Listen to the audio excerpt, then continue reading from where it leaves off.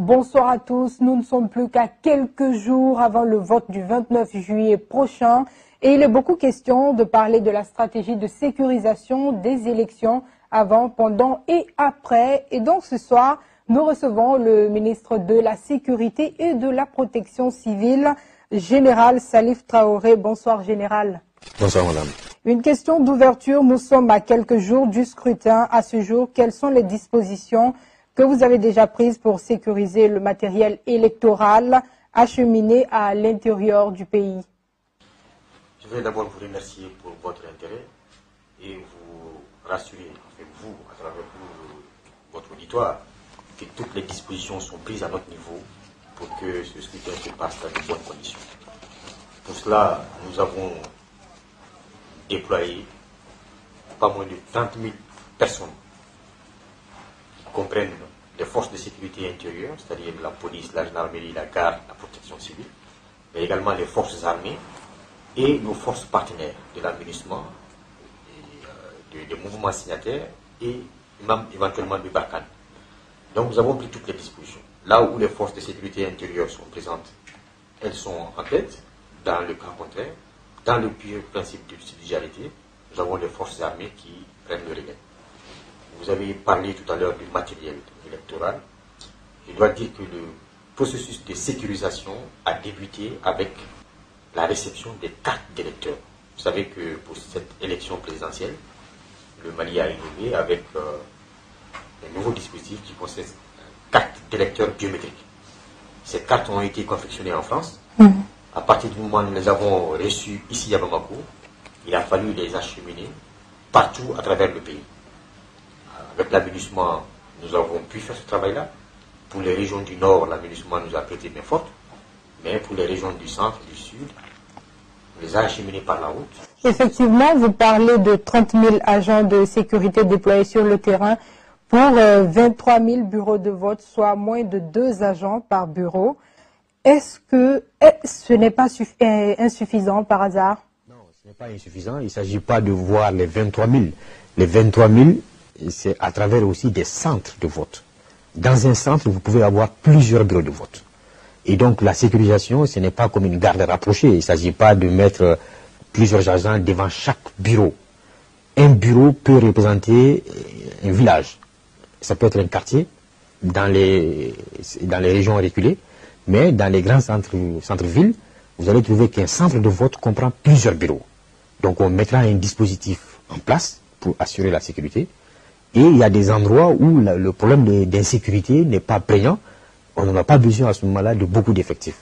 C'est pourquoi, pour la sécurisation de cette élection-là, nous avons laissé main libre aux gouverneurs des régions qui ont autour d'eux toutes les forces en présence. Et donc chaque région étant spécifique, chaque région a élaboré sa propre stratégie de sécurisation. Et nous avons, au-dessus, mis en place une commission nationale pour la sécurisation qui est chargée de faire l'harmonie et de mobiliser les ressources humaines. Les ressources, donc, pour permettre aux gouverneurs et à leur commission régionale de faire le travail. Monsieur le ministre, concrètement, quel est le rôle de la Commission nationale de sécurisation des élections quand on sait qu'une attaque a été dirigée le 23 juillet dernier dans le cercle d'Ara contre le convoi d'Aliou Diallo, candidat du parti ADP Maliba? Je voudrais rectifier, il n'y a pas eu d'attaque contre le convoi. Il y a une équipe qui se retrouvait justement dans une localité qui est appelée Guiré. Et c'est tôt le matin, d'après les informations que nous avons reçues vers 2 h du matin, que des bandits sont venus, des bandits, on peut les appeler comme ça, jusqu'à ce que nous sachions exactement ce qui s'est passé. Donc des bandits qui sont venus et qui ont tenté d'enlever les véhicules qui étaient garés. Il n'y a pas eu d'attaque armée, c'est différent. Et donc ils ont tenté d'enlever les véhicules qui n'ont pas pu enlever, ils les ont saccagés, ils ont endommagés. Donc je ne voudrais pas signaler cela comme une attaque contre une équipe de campagne. Et au-delà de cela, cette année nous avons instauré également une nouveauté. Nous avons dit, étant donné que l'aspect sécuritaire revient sans cesse, nous avons mis en place un dispositif. Chaque candidat qui le souhaite n'a qu'à demander et nous lui donnons une protection rapprochée. Chaque candidat qui, lors de ses déplacements, exprime le besoin de se faire escorter, ne fait que la demande et nous nous donnons une escorte armée. Ce que M. Diallo n'a pas fait justement. D'accord. Alors, quel sentiment avez-vous aujourd'hui? Ne craignez-vous pas qu'il y ait d'autres attaques, surtout que la MINUSMA a déclaré se limiter uniquement aux capitales régionales pour sécuriser les élections? Je voudrais préciser, la MINUSMA n'est pas en avant. La MINUSMA n'a pas pour mission de sécuriser.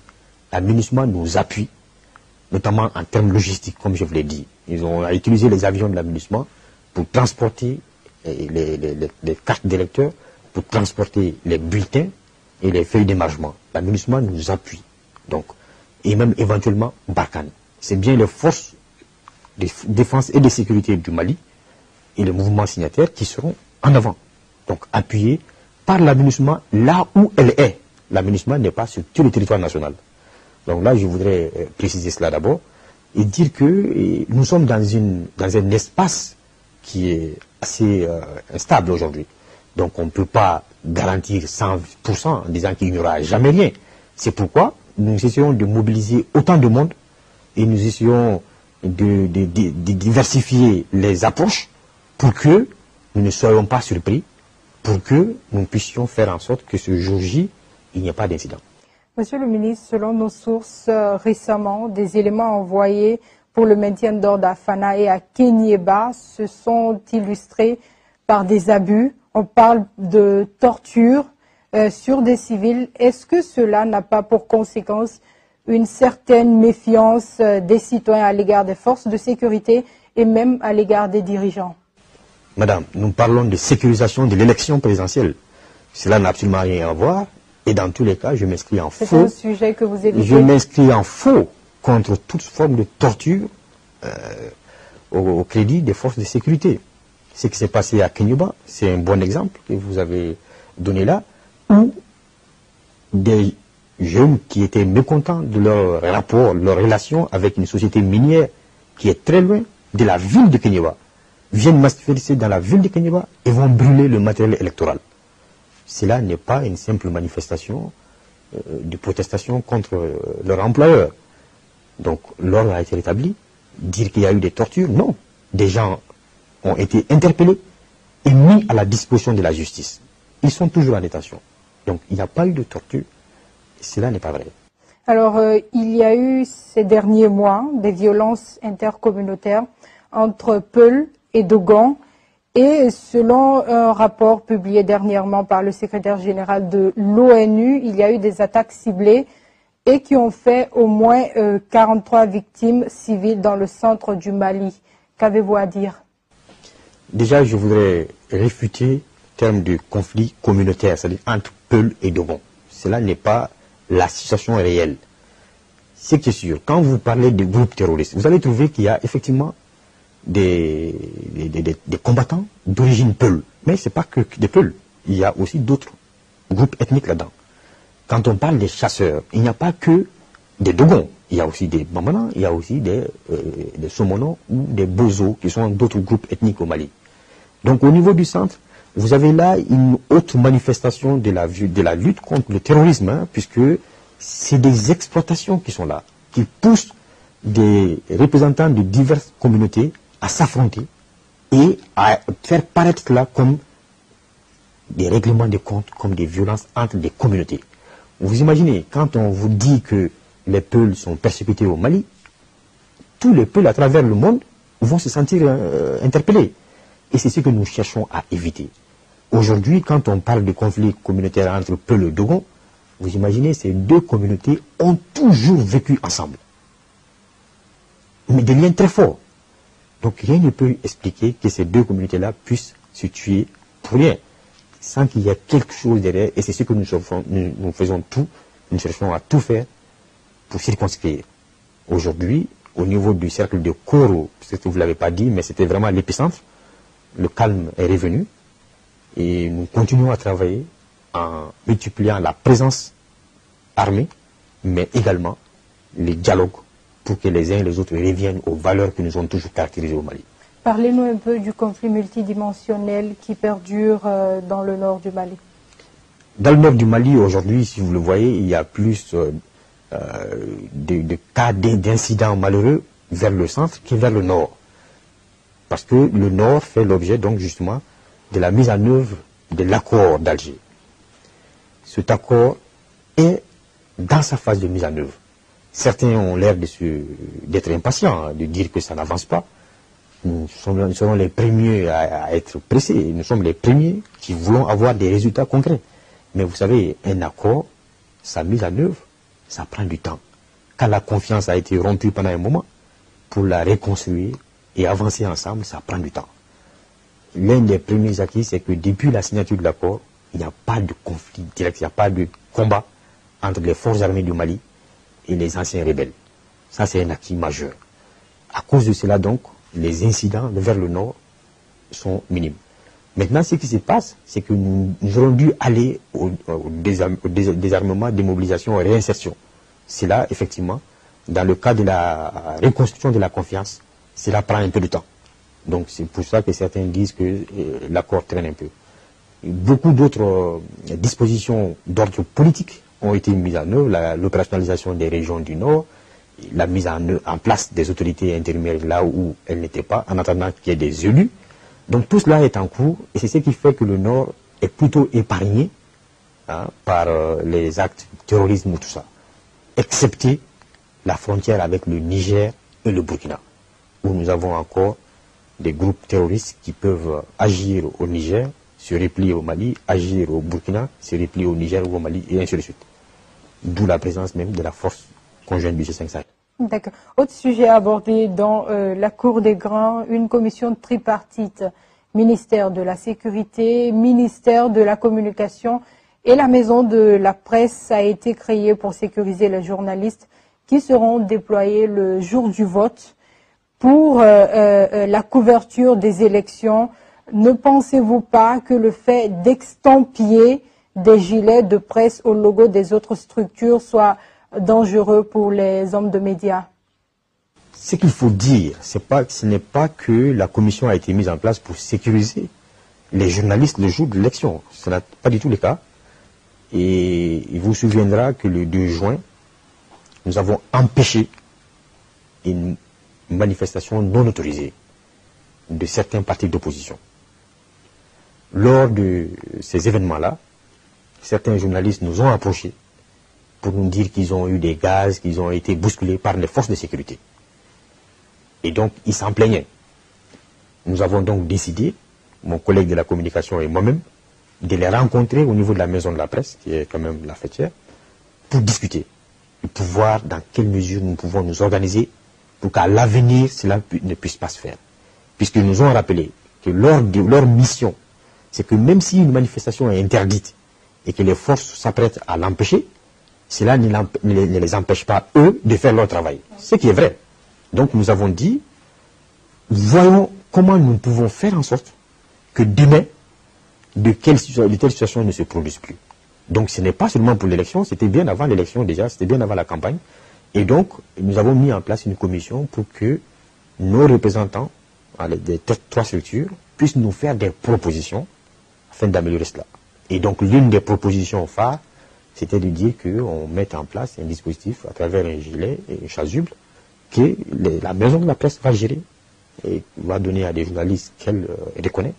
Et c'est tout. Et ce n'est pas seulement les médias étrangers aussi. Non, nous ne rentrons pas dans cela. C'est-à-dire que la proposition, c'était que les deux départements appuient la Maison de la Presse à mettre en place un certain nombre de gilets. Ce que nous avons fait, donc la remise même sera faite ce soir ou demain matin. Et donc, la gestion de ces gilets-là revient totalement à la Maison de la Presse. Certains observateurs envisagent des risques de troubles post-électoraux. Que comptez-vous faire pour éviter tout trouble? Voyez-vous, tous ceux qui disent cela, j'ai l'habitude de dire qu'on s'amuse à se faire peur. Et je pense que le moment est très mal choisi pour qu'on se fasse peur. Le Mali traverse des périodes difficiles depuis longtemps. Et je pense qu'il est temps que les Maliens et les amis du Mali aient pitié de ce pays-là. Troubles électoraux alors que nous n'avons même pas fait encore le scrutin. Alors même que toutes les dispositions sont prises pour que le scrutin soit transparent et inclusif. Donc il s'agit de donner une chance à ce scrutin-là, de regarder. Nous avons beaucoup d'observateurs étrangers qui sont déjà sur place, beaucoup d'observateurs nationaux qui sont déjà sur place. Vous êtes là, nous avons également beaucoup d'organes de presse qui sont déjà sur place. Donc laissons le jour J, tous ces professionnels-là, regarder et dire ce qui s'est passé. Alors si nous envisageons dès maintenant des troubles post-électoraux, ça veut dire que nous avons d'autres agendas. Et donc nous avons pris et nous continuerons à peaufiner nos dispositions pour éviter des troubles. Mais, comme on le dit, avant de se plaindre que ça s'est versé, il faut d'abord que ce soit assis. Donc il serait important que tous ceux qui ont une notion de sauvegarde de l'intérêt national pensent à mettre bas la terre, à continuer de faire la campagne et à être vigilant le jour J quand il y a des cas d'incidents, de fraude, tout ce qu'ils peuvent dénoncer. Nous avons des structures pour les porter devant lesquelles il faut porter ces réclamations-là. Mais pas dès maintenant envisager des troubles post-électoraux. Nous n'avons aucune raison de dire qu'il va y avoir des troubles post-électoraux. Et dans tous les cas, comme je l'ai dit, dans le cadre de la sécurisation, nous avons déployé un dispositif conséquent dans le district de Bamako et dans les capitales régionales qui pourront nous permettre d'empêcher les troubles. Général, la caméra vous appartient. Est-ce que vous avez quelque chose d'autre à rajouter? Justement, c'est ce que je disais tout à l'heure par rapport à tous les Maliens qui nous écoutent à travers votre média, c'est de dire qu'il est temps qu'on pense à ce pays-là, qu'on pense à la paix, qu'on pense à la stabilité. L'élection présidentielle, c'est l'élection certainement la plus importante, mais c'est également un signe manifeste de la démocratie. Ça doit être une occasion de fête, de réjouissance, que le maire gagne. Donc il faut donner toute la chance au scrutin que nous sommes en train de préparer. Le gouvernement a mis tous les efforts pour que ce scrutin soit transparent, soit clair. Nous avons ouvert même la compilation des résultats. Nous avons donné la possibilité aux observateurs internationaux d'être là. Je pense qu'on ne peut pas être plus clair, plus transparent que ça. Que tous ceux qui s'intéressent à ça suivent le processus jusqu'au bout, jusqu'à la proclamation définitive des résultats. Et s'ils ont des revendications, des remarques, qu'ils le fassent. Mais qu'on évite de vouloir régler des problèmes dans la rue. Dans tous les cas, nous serons là pour empêcher que les Maliens qui veulent la paix ne soient perturbés par d'autres. Général Salif Traoré, ministre de la Sécurité et de la Protection civile, merci d'avoir répondu à nos questions. C'est moi qui vous remercie. Mesdames, Messieurs, c'est la fin de ce numéro de la Cour des Grands. À bientôt pour d'autres numéros. Bonsoir et au revoir.